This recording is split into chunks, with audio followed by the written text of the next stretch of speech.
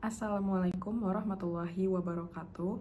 Perkenalkan, nama saya Alika Kartini Siahaan dengan NIM 2404080081 dari Rombel Kimia 2C. Di video ini, saya akan menjawab pertanyaan dan menjelaskan tentang permasalahan yang diberikan, yaitu tentang air limbah dan dampaknya.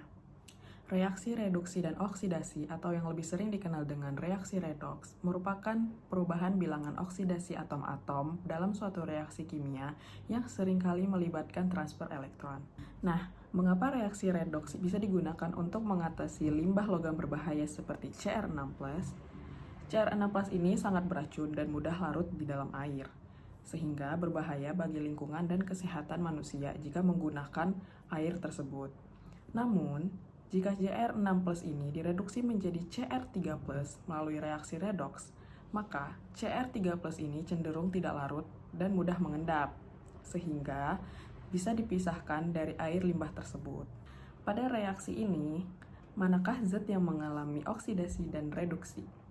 Yang pertama, yang mengalami oksidasi adalah reaksi Fe2+ menjadi Fe3+. Kenapa? Karena Fe2+ teroksidasi karena kehilangan elektron.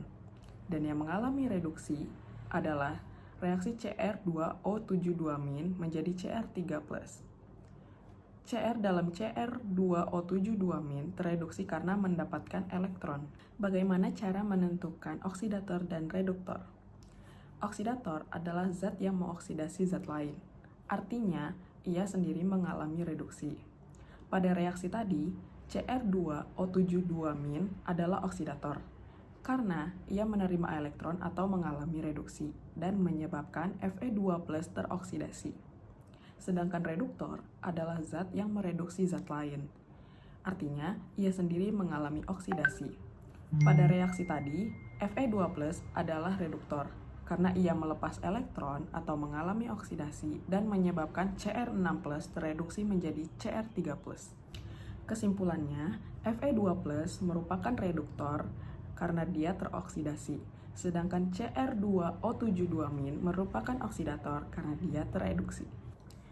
Berdasarkan data tersebut, mengapa Cr6+ perlu diubah menjadi Cr3+? Karena mengubah Cr6+ menjadi Cr3+ melalui reaksi redoks merupakan tahapan yang penting dalam mengelola limbah berbahaya karena dapat mengurangi dampak beracun, mencegah pencemaran air, dan membuat logam berbahaya tersebut lebih aman untuk ditangani dan dibuang.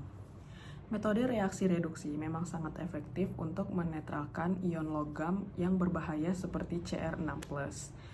Karena dapat mengubah bentuk logam yang sangat toksik menjadi jauh lebih aman. Tapi, apakah metode reaksi reduksi ini adalah metode yang tepat? Dan bagaimana kalau dibandingkan dengan metode lainnya seperti filtrasi dan pengendapan? Pada metode filtrasi, cocok untuk partikel kasar atau endapan yang sudah terbentuk. Tetapi metode ini memiliki kekurangan, yaitu tidak efektif untuk ion logam terlarut seperti Cr6+, karena ion-ion tersebut akan tetap larut dalam air dan lolos dari saringannya. Bagaimana tahapan reaksi redoks untuk menurunkan dampak pencemaran logam berat? Tahapan yang pertama yang dapat dilakukan yaitu mengidentifikasi dan menambahkan agen pereduksi. Setelah logam berat terdeteksi, seperti misalnya Cr6+, agen pereduksi seperti Fe2+ ditambahkan ke air sungai atau ke dalam sistem pengelolaan limbah. Selanjutnya akan terjadi reaksi redoks. Lalu, menyesuaikan pH untuk mengendapkan logam. Setelah Cr3+ terbentuk, pH dinaikkan agar logam-logam berubah menjadi bentuk endapan hidroksida. Selanjutnya, dilakukan metode filtrasi atau sedimentasi dengan endapan logam berat seperti CrOH3 dipisahkan dari air melalui metode filtrasi, lalu dikumpulkan sebagai lumpur limbah padat. Dan metode yang terakhir, dengan melakukan pembuangan. Lumpur limbah itu disimpan di tempat khusus atau diolah kembali, dan air yang sudah bersih bisa dikembalikan ke sungai dengan kadar logam berat yang jauh di bawah ambang batas aman.